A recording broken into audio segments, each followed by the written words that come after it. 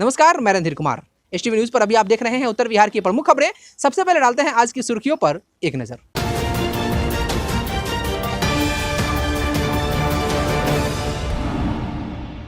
पूर्वी चंपारण जिलाधिकारी पहुंचे संग्रामपुर, बाढ़ निरोधात्मक कार्यों का किया अवलोकन और सामुदायिक स्वच्छता परिसर का हुआ शुभारंभ।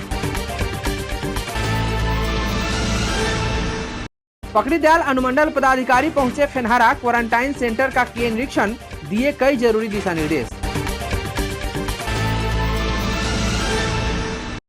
अरे राज्य में प्रवासी मजदूरों को रोजगार से जोड़ो अभियान की हुई शुरुआत। प्रखंड परिसर में कई चलंत रोजगारों की दुकानों को हरी झंडी दिखाकर किया रवाना। और कोरोना संक्रमण और लॉकडाउन के बीच कुम्हार समुदाय पर पड़ा असर, आमदनी हुई बंद, परिवार चलाना हुआ मुश्किल।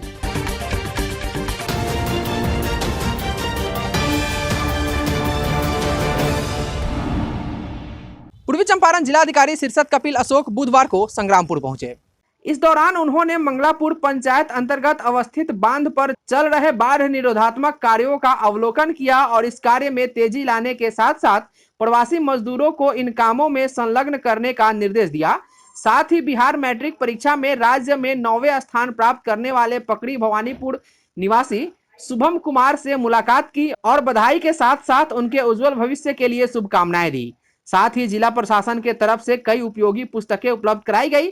साथ ही भ्रमण के क्रम में भटवलिया पंचायत के वार्ड नंबर 13 में बने सामुदायिक स्वच्छता परिसर का शुभारंभ भी किया। साथ ही पौधारोपण कार्य में भाग लेकर पर्यावरण संरक्षण का संदेश भी दिए। स्वच्छ बिहार अभियान के तहत जो है संग्रामपुर प्रखंड में ये सामुदायिक शौचालय जो बनाया गया है, सबसे पहले तो मैं यहाँ के जनता को, यहाँ के मुखिया जी और जनप्रतिनिधियों को धन्यवाद देना चाहता हूँ कि लॉकडाउन पीरियड में ही जो है उन्होंने इस शौचालय को बनाया है। देखिए, कम्युनिटी शौचालय एक सोच है कि जो परिवार जिनको ज़मीन नहीं है या कोई प्रॉब्लम है, आर्थिक अपनी परिस्थिति नहीं है, तो सरकार के द्वारा जो है 1,80,000 रुपये दिया जाता है। उसमें जो है 6 सीटेड हो, 5 सीटेड हो, 7 सीटेड, एज पर डिमांड जो है वो यहाँ पे शौचालय बनाते हैं। और यहाँ पे अच्छा शौचालय इन्होंने बना है, चापाकल की भी व्यवस्था है।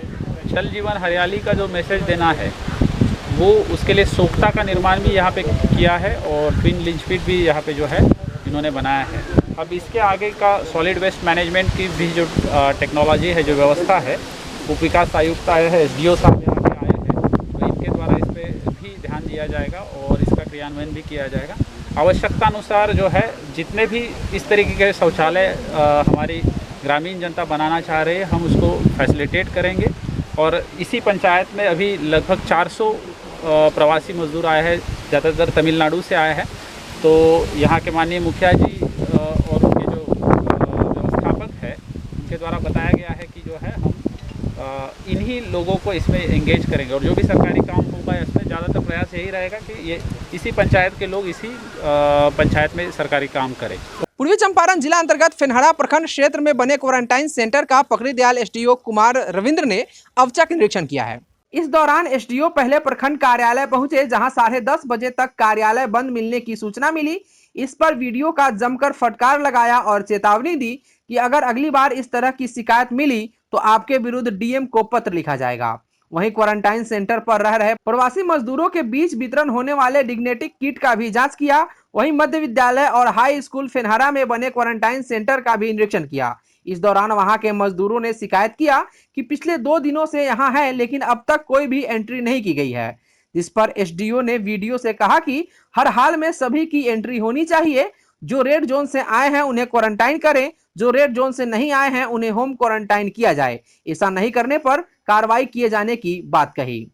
प्रखंड विकास पदाधिकारी को निर्देश दिया गया है कि अविलंब आज शाम 5 बजे तक सबका रजिस्ट्रेशन करा लें और जो सरकार के निर्देश के आलोक में 8 राज्यों से आए हैं उनको 14 दिन को क्वारंटाइन करें और बाकी जो अन्य राज्यों से आए हैं उनकी स्क्रीनिंग और निबंधन कराते हुए उस आशय का निर्देश देते हुए कि स्वयं घरों में 14 दिन तक क्वारंटाइन रहेंगे, उनको अपने होम क्वारंटाइन के लिए छोड़ेंगे। हाँ, इस आज हम आए हैं ब्लॉक में देखा है कि बड़ा बाबू नाजिर और एक प्यून नहीं आए थे। उस संबंध में जिला पदाधिकारी को मेरे द्वारा रिपोर्ट किया जाएगा और भविष्य में अगर पाया जाएगा तो बीडीओ साहब के विरुद्ध भी कार्रवाई हो सकती है। इसलिए बीडीओ साहब को अभी से ही निर्देशित कर दिया गया है कि नियम से 10 बजे से 5 बजे तक कार्यालय खुला रहे और सारे कर्मी आएँ और जो नहीं आए हैं प्रॉपर छुट्टी लेके जाएं। बिना छुट्टी के अगर कोई जाता है तो उनका वेतन बंद किया जाएगा, उन पर कठोर कार्रवाई की जाएगी। जीविका आर्यराज के तत्वाधान में जीविका के प्रखंड परियोजना प्रबंधक राकेश कुमार के पहल पर प्रवासी मजदूर को रोजगार से जोड़ो अभियान का शुरुआत किया गया। प्रखंड परिसर से अभियान की शुरुआत करते हुए गोविंदगंज विधायक राजू तिवारी ने चलंत दुकानों को हरी झंडी दिखाकर रवाना किया। इस दौरान श्री तिवारी ने प्रवासी मजदूरों को संबोधित करते हुए कहा कि जीविका माननीय मुख्यमंत्री के ड्रीम परियोजना है। कोरोना महामारी के बीच में जीविका के आर्थिक सहयोग से प्रवासी मजदूरों को हुनर के हिसाब से रोजगार मुहैया कराया जा रहा है, जो काबिले तारीफ है। साथ ही श्री तिवारी ने प्रवासी मजदूरों को अच्छे ढंग से रोजगार करने की गुण सिखाए।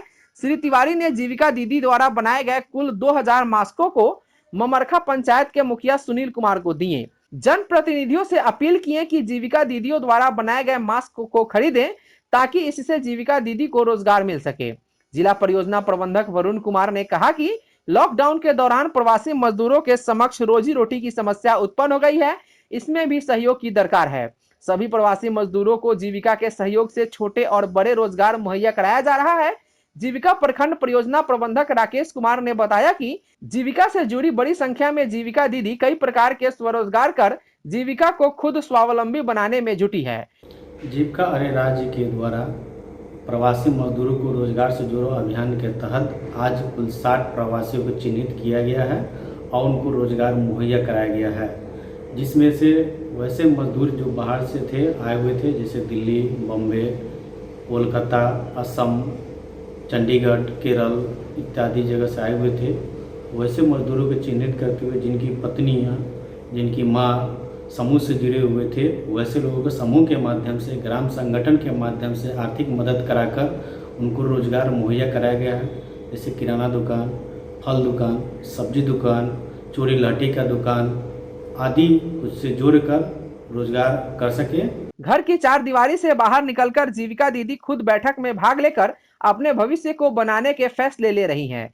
इससे खुद आर्थिक रूप से जीविका दीदी मजबूत हो रही हैं, वहीं अपने परिवार को भी आर्थिक रूप से मजबूती देने में जुटी हुई है। समूह का नाम मस्जिद जीविका स्वयं सहायता जलाठा सीएम से ले 10,000 रुपये पर का सामान करके हमारे मालिक फंस गए दीदी में कोरोना से सही लाल अपन बिजनेस करे घर करवा के बेचे। सर कोरोना फंसा रही है सर, मेरा नाम पर अजय कुमार पंडित। हम सर कागज जीविका से हमारे पत्नी जोड़ रही है, हम उनका से लोन लेकर सर सब्जी बेचता नहीं सर। दीदी भैया लोग के प्रणाम। हम माला जीविका स्वयं सहायता समूह के सदस्य बनी। लौरिया घर हो, ग्राम पंचायत रढ़िया। हमार दूल्हा रहत रही नेपाल, अबरा घरे बैठल बनी तो सोचनी है कि समूह से लोन लेके आ कोनो रोजगार करा दे। तो अभी फल आ सब्जी के रोजगार करता नहीं, लॉकडाउन में हमनी के जीविका वही से चल रहा बाटे। हम लोग बाहर रहते थे, बाल बच्चा लेकर के आ गए हैं यहाँ, इन लोन लेकर के हम लोग किराना के दुकान कर रहे हैं और खा कमा रहे हैं इससे। इस अभियान के तहत कुल 60 प्रवासी मजदूरों को चिन्हित कर जीविका के स्वयं सहायता समूह और ग्राम संगठन के सहयोग से रोजगार मुहैया कराया गया है। प्रखंड परिसर से श्री तिवारी ने कुल 60 विभिन्न रोजगारों से जुड़े, जैसे 34 चलंत सब्जी एवं फल की दुकान, 5 भूजा की दुकान, 5 किराना, 3 मछली, 4 चूड़ी लहठी की दुकान, 3 मुर्गा मीट की दुकान, 2 बकरी पालन, 2 कपड़े की दुकान और 2 परचून की दुकान आदि को हरी झंडी दिखाकर रवाना किया। साथ ही उन्होंने सभी मजदूरों को अच्छे से रोजगार चलाने की शुभकामना दी। जीविका मुख्यमंत्री का बहुत ड्रीम प्रोजेक्ट और जीविका का बहुत बड़ा रोल रहा है हमारे खासकर महिलाओं को रोजगार से जोड़ने में।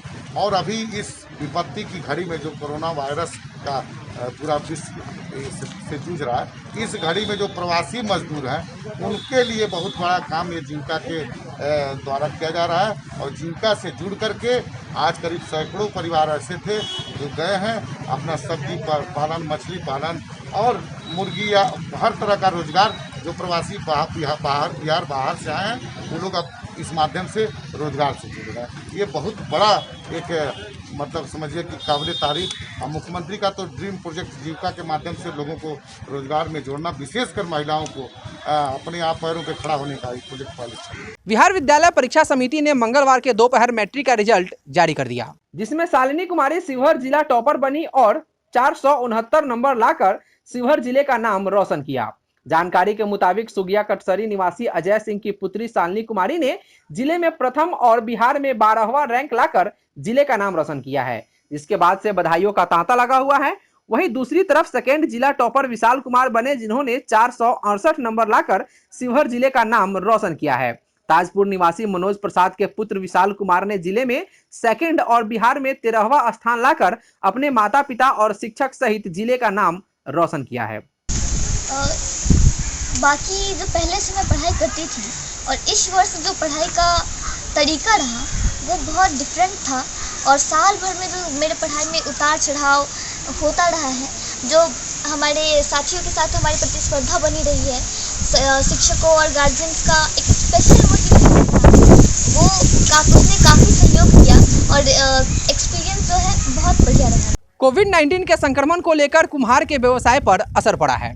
खासकर मौसमी व्यवसाय करने वाले कुम्हार आर्थिक तंगी से गुजर रहे हैं। गर्मी का मौसम प्रारंभ हो चुका है, धीरे धीरे वातावरण का मिजाज गर्म हो रहा है। सूरज की तेज तपस से लोगों के कंठ सूखने लगे हैं। प्यास को दूर करने के लिए मिट्टी के मटके और सुराही का पानी सबसे ठीक माना जाता है।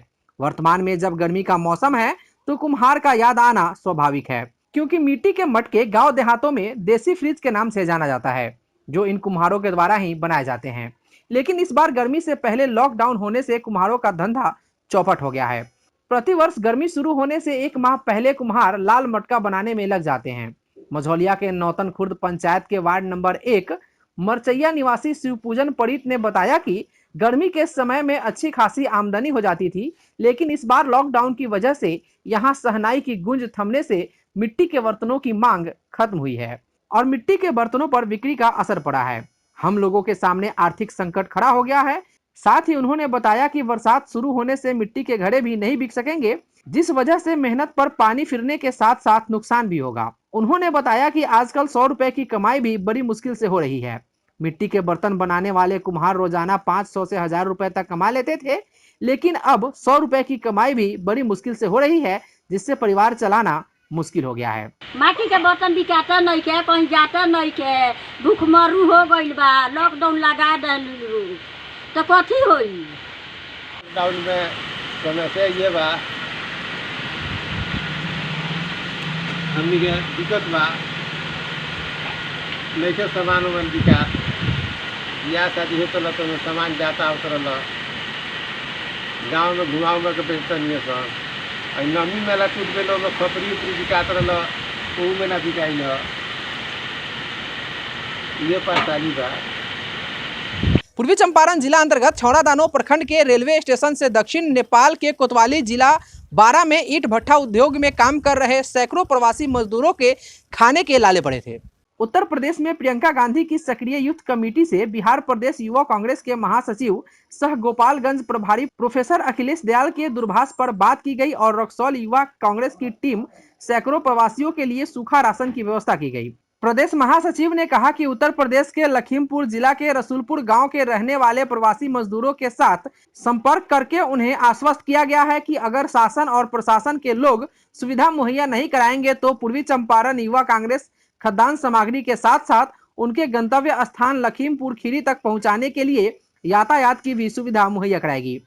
प्रदेश महासचिव ने कहा कि आज पंडित जवाहरलाल नेहरू के पुण्यतिथि पर रक्सौल युवा कांग्रेस के द्वारा यह कार्य सराहनीय है। रक्सौल युवा कांग्रेस के विधानसभा अध्यक्ष मनोरंजन तिवारी ने कहा कि रक्सौल युवा कांग्रेस के सभी सदस्य देश के विभिन्न प्रदेशों में फंसे प्रवासियों की सहायता के लिए हमेशा तत्पर हैं। मुख्यमंत्री नीतीश कुमार के निर्देश पर पकड़ीदयाल जदयू के प्रखंड अध्यक्ष अप्पू कुमार सिंह ने प्रखंड क्षेत्र में बने कई क्वारंटीन सेंटरों का निरीक्षण किया है। इस दौरान उन्होंने क्वारंटाइन सेंटरों में मजदूरों को मिल रही सुविधाओं पर संतोष व्यक्त की और कहा कि यहां मजदूरों को खाने की अच्छी व्यवस्था है और रहने का भी उत्तम प्रबंध है। तो माननीय मुख्यमंत्री जी के निर्देशानुसार हम लोगों ने विभिन्न क्वारंटाइन सेंटरों का निरीक्षण किया है, जहां मुझे अच्छी खान पान की व्यवस्था दिखी। उन प्रवासी मजदूरों के ठहरने के लिए अच्छे व्यवस्था किए गए हैं प्रखंड के पदाधिकारियों द्वारा। वहाँ मुझे सुरक्षा का अभाव दिखा एवं प्रॉपर सैनिटाइजेशन का अभाव दिखा। और इसमें हमारे प्रकृति दयाल प्रखंड के अंचलाधिकारी की काफ़ी सक्रियता दिखी। कई सेंटरों पर मेरी उनसे मुलाकात भी हो गई जहाँ वो काफ़ी सक्रिय दिखे। इस वैश्विक महामारी में वो जान की बाजी लगा के प्रवासी मजदूरों के लिए काम कर रहे हैं। मैं उनको धन्यवाद देता हूँ। इसमें प्रखंड विकास पदाधिकारी भी सक्रिय हैं और उन्हें भी मैं धन्यवाद देता हूँ। आज के लिए बस इतना ही। STV न्यूज़ पर प्रसारित होने वाली खबरें प्रोग्राम्स आप JTPL के चैनल नंबर 985 और डेन के चैनल नंबर 155 के साथ साथ आप अपनी सुविधानुसार मोबाइल फ़ोन पर भी देख सकते हैं। अगर आप हमें YouTube के माध्यम से देखना चाहते हैं तो STV न्यूज़ के ऑफिशियल YouTube चैनल को सब्सक्राइब करें और बेल आइकॉन दबाकर ताज़ा वीडियोज़ की नोटिफिकेशन प्राप्त करें। फेसबुक पर हमारे साथ जुड़ने के लिए STV न्यूज़ के ऑफिशियल फेसबुक पेज को लाइक करें और ट्विटर पर STV न्यूज़ को फॉलो करें। तमाम लेटेस्ट अपडेट के लिए देखते रहिए उत्तर बिहार का सबसे तेजी से उभरता न्यूज़ चैनल STV न्यूज़, सच की आवाज़। नमस्कार।